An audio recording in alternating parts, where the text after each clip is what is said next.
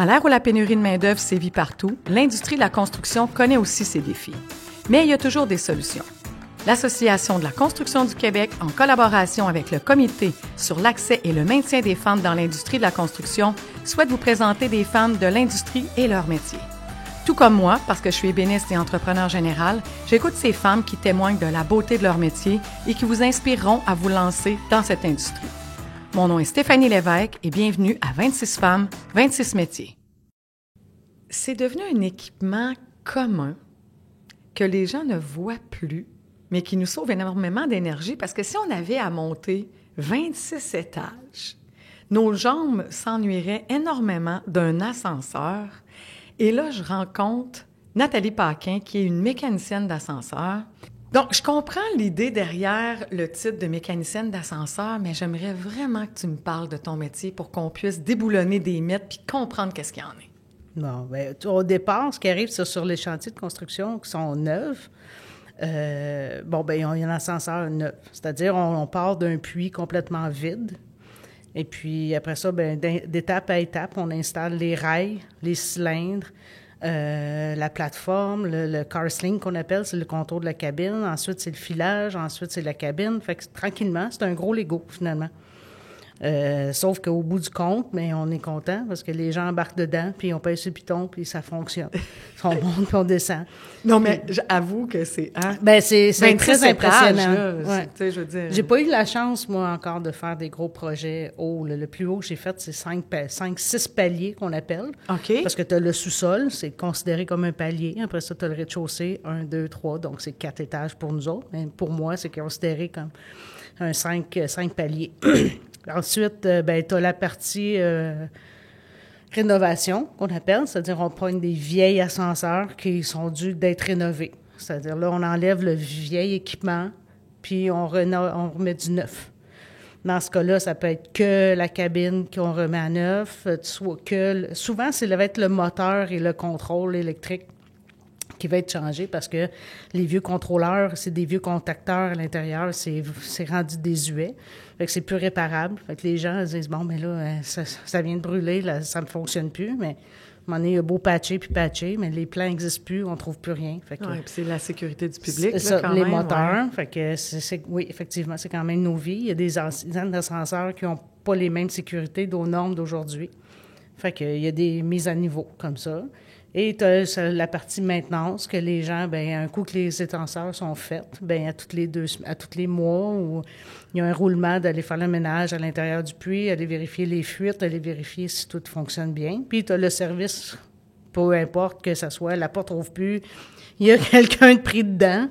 Ah oui, ça arrive encore. Mais ça arrive même sur les constructions neuves, là, parce qu'au début, quand on part un ascenseur qui n'a pas encore fonctionné, mais les ajustements ne sont pas toujours faits, puis on ne part jamais tout le monde dans l'ascenseur quand on fait des tests, parce que ça arrive qu'il y en a un qui reste pris, qu'on soit obligé d'aller ouvrir la porte, puis sort, là. Mais effectivement, les journées ne sont jamais pareilles, là.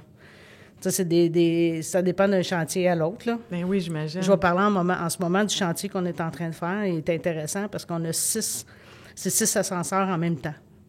C'est que 3 paliers, mais c'est 6 grosses ascenseurs parce que ça va être une école pour handicapés. Donc, c'est pour tous des fauteuils roulants. Donc, c'est des ascenseurs qui sont très grosses. Parce que tu en as... Tu as besoin de grands dégagements, des grandes portes. C'est des grandes plateformes. Parce que, puis il lève l'eau, fait que c'était des gros cylindres, ça a été un job très compliqué. Puis là, on est comme, d'habitude, on travaille souvent juste à 2. Je travaille pas mal tout le temps juste avec un compagnon. Là, c'est ainsi, comme là où on est sur le chantier, on est 5. Wow! Parce mais là, faut que le chantier roule. Là. Nathalie, excuse-moi, mais je veux dire, OK, je comprends, on peut rajouter des humains, mais on peut pas nécessairement agrandir la cage de l'ascenseur. Donc là, vous travaillez quand même dans la même zone restreinte, là. 3 ascenseurs, c'est 3 puits d'ascenseurs. Oui, c'est ça. Donc, tu as 3 plateformes. Oui, OK. Fait que les gens, quand ils vont arriver, il y a 3 portes. Fait que quand la porte se rouvre, nous, ce qu'on voit, c'est 42 pouces, hein, on voit la porte. Mais c'est beaucoup plus large. Le trou de l'ascenseur est beaucoup plus large que ça.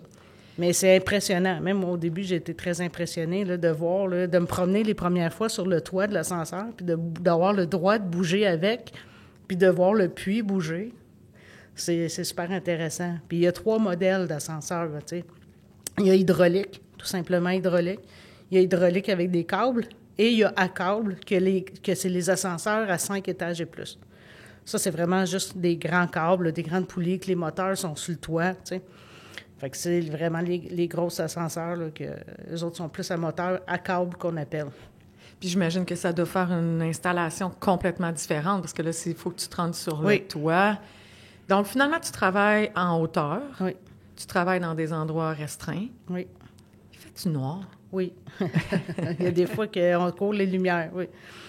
Souvent, il fait très chaud, parce que dans le puits de l'ascenseur, là, la chaleur monte, hein? Bien oui. Fait que quand on est dans le dernier trou en haut, là, puis qu'on est dans l'échafaudage, là, mais l'été, on cuit, nous autres, en haut, là, tu sais. Okay. Il fait très, très chaud. Fait que oui, c'est souvent les hauteurs, parce qu'au début de l'ascenseur, parce qu'on parlait des escaliers au début, là, oui. Je vais vous dire que nous autres aussi, on les aime, les ascenseurs. Un coup, on a hâte que notre plateforme marche, parce qu'au début du chantier, nous autres aussi, on les monte, les marches. Parce qu'il faut aller d'un étage à l'autre, il faut aller chercher aller porter les braquettes aux étages, monter les échafaudages. Fait que on en monte beaucoup d'escaliers aussi, là, au début. Après ça, on est paresseux. On se promène pas mal avec notre plateforme. Vous êtes content d'avoir fait votre job, j'imagine. Les autres aussi sur le chantier, hein? Dès qu'il y a une plateforme qui bouge, les autres métiers, hein? On peut-tu faire monter nos outils? On peut-tu faire monter...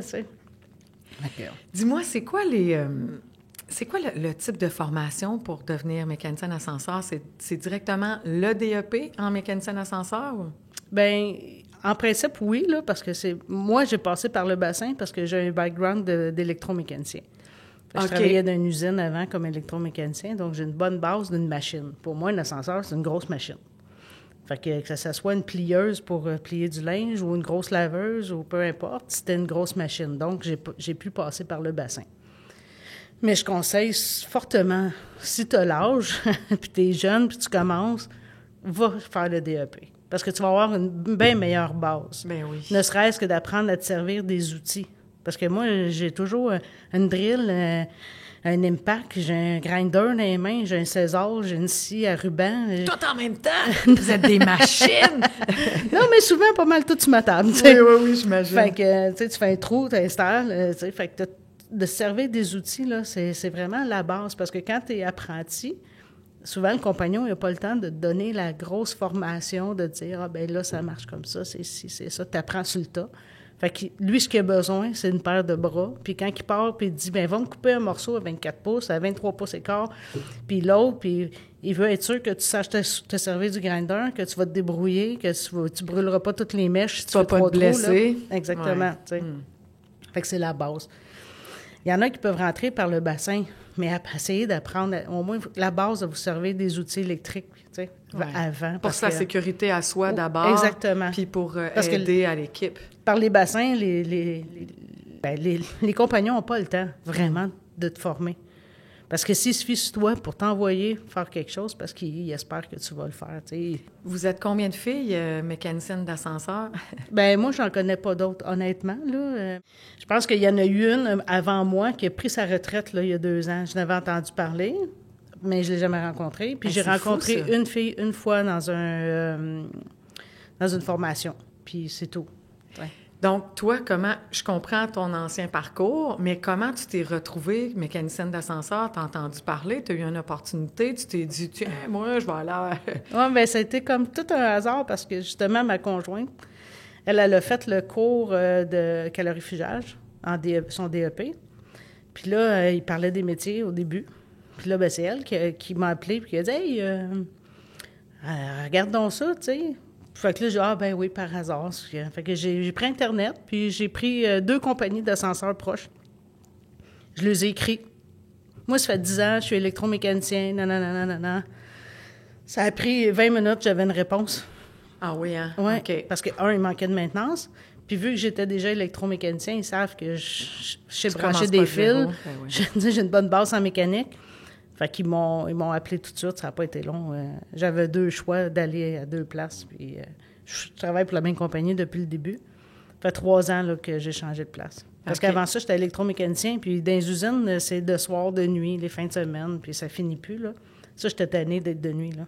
Oui, c'est ça, tu travailles à l'envers un peu des autres, tandis ça. que là, ça t'a amené une stabilité Oui, j'adore l'horaire, là, c'est de 6 à 2. Puis là, maintenant que tu as fait le changement, puis que tu es rendu bien, tu sais, au bout de 3 ans, tu as trouvé tes repères, est-ce que tu encouragerais des femmes à aller faire ce métier-là? Parce que est-ce que c'est très physique?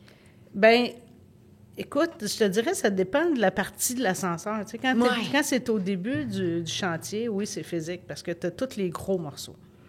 Les rails sont lourdes, si c'est à câble, les rouleaux de câble, tout est lourd. Tu sais. On a beaucoup de bogués, mais on n'est pas encore super équipés pour gérer ça. Mais on travaille beaucoup avec des chain blocks.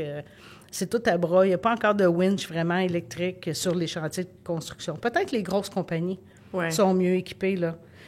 Mais je dirais oui. Pourquoi pas? Je me dis, c'est sûr que oui, il faut que tu t'attendes à travailler fort. Puis la base, comme je te dis, j'encourage les plus jeunes, oui, à venir parce que allez faire le DEP, par contre. Parce que vous allez avoir vraiment une meilleure base. Oui. Tu sais, vous allez avoir quelqu'un qui va vous montrer le métier d'abord, puis après ça, vous allez pouvoir partir confiante d'embarquer. Merci beaucoup d'être venue ça me fait plaisir. De ton métier. Merci. Ce balado est une présentation de Fiers et compétents. Contactez vos agents de promotion pour en apprendre plus sur le programme de formation des femmes en entreprise. Un programme créé pour soutenir, former et intégrer les femmes sur les chantiers.